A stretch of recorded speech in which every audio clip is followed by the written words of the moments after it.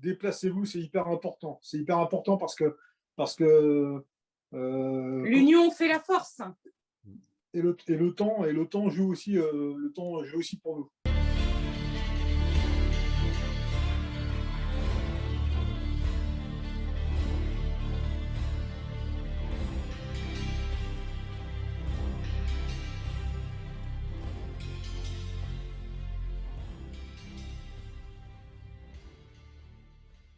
Ok, bonjour Stéphane, bonjour Séverine. Moi, je suis content de vous retrouver. J'ai deux questions à vous poser pour que le message soit bien clair pour tous nos amis internautes du Haut Vignoble. La première question, alors vous allez répondre dans le sens que vous voulez, hein, mais la première question, ce serait qu'est-ce qui se passe? Mais comment on a fait pour en arriver là? De quoi s'agit-il? Qu'est-ce que c'est que cette histoire de parc éolien du Haut-Vignoble? Qu'est-ce que c'est que ce truc? Parce qu'on sait très bien qu'il y a des gens au courant, il y a des gens qui ignorent, il y a des gens qui disent ah mais ce truc-là c'est fini depuis longtemps. Non. Qu'est-ce qui se passe? Qu'est-ce que c'est que cette histoire? Avec si possible la toute dernière actualité, là, en dernier recours, là, où en sommes-nous au 11 avril 2021? Et puis une autre question qu'on va poser à la dame, à Séverine, c'est là tout de suite maintenant, qu'est-ce qu'on peut faire, quoi? Qu'est-ce qu'on peut faire?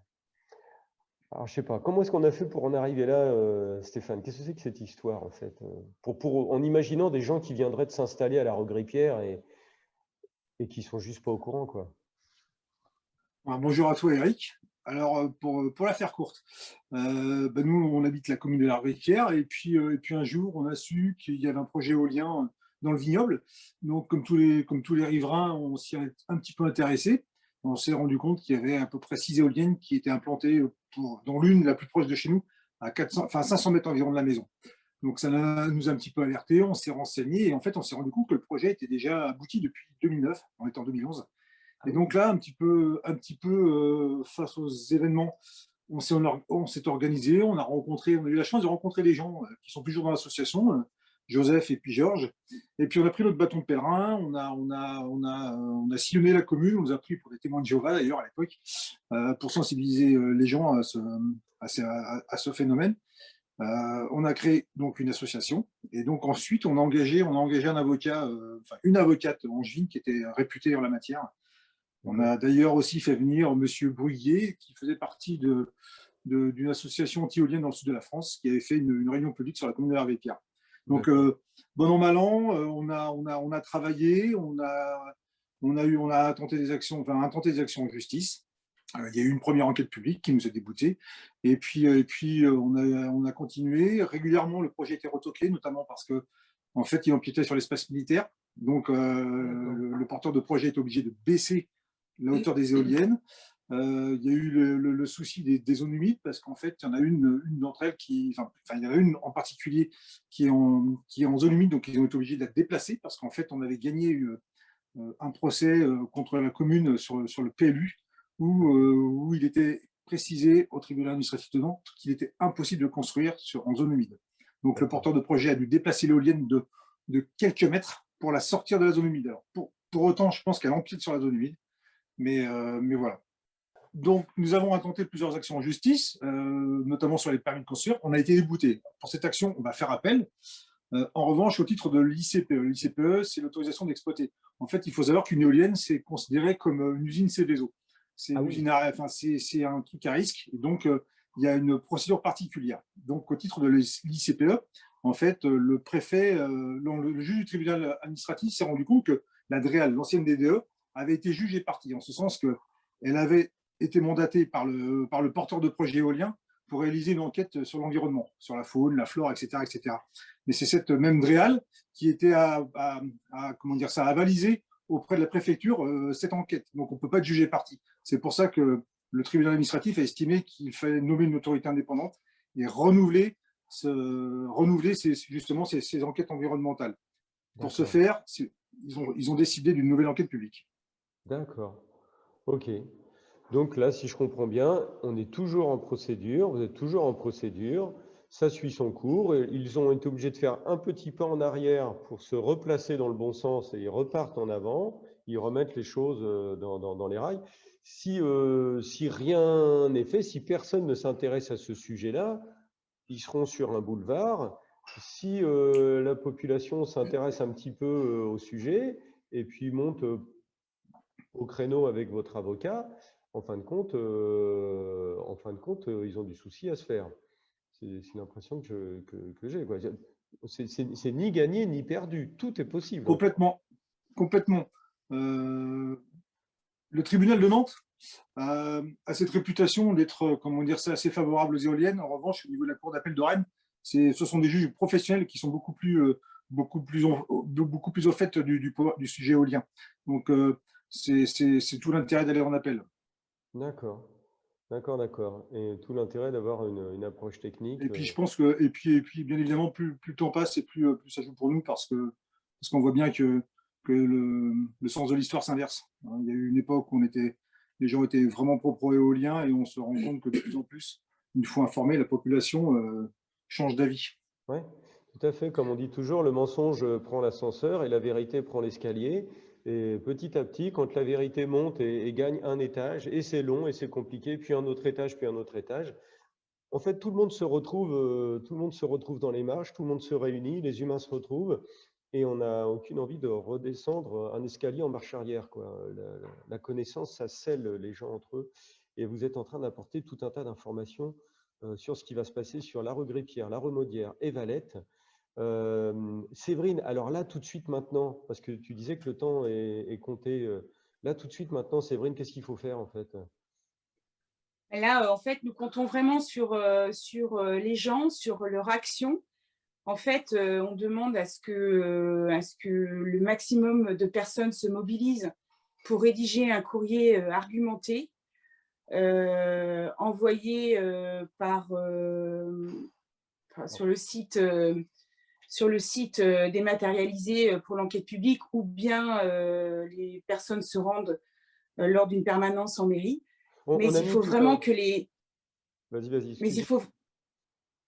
faut vraiment que les personnes agissent. Et là, elles ont jusqu'au 30 avril 2021. Ouais. Nous sommes le 11 avril.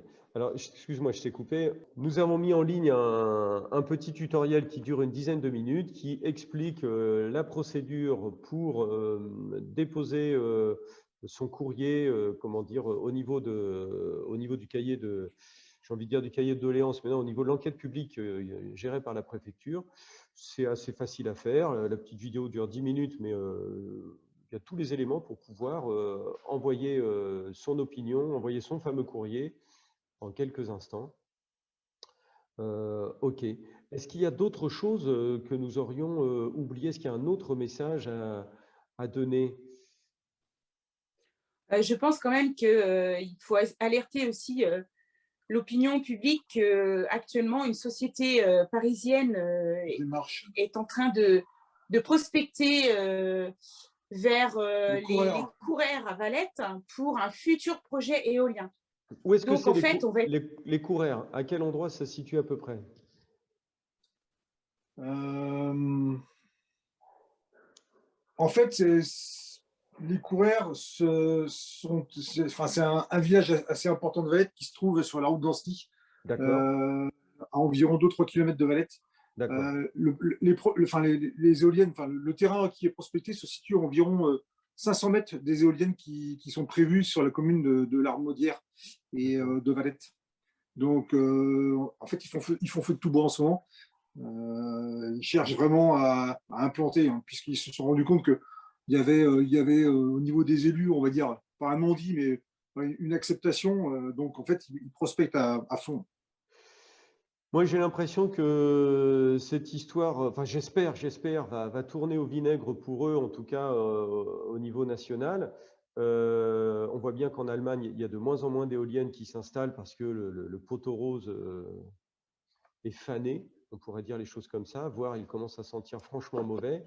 Et j'ai l'impression qu'en France, on profite de la crise Covid, on profite de l'ignorance ou de la sincérité, de l'innocence, on va dire, du grand public, j'ai l'impression qu'ils sont en train de vider les stocks. Ils profitent pour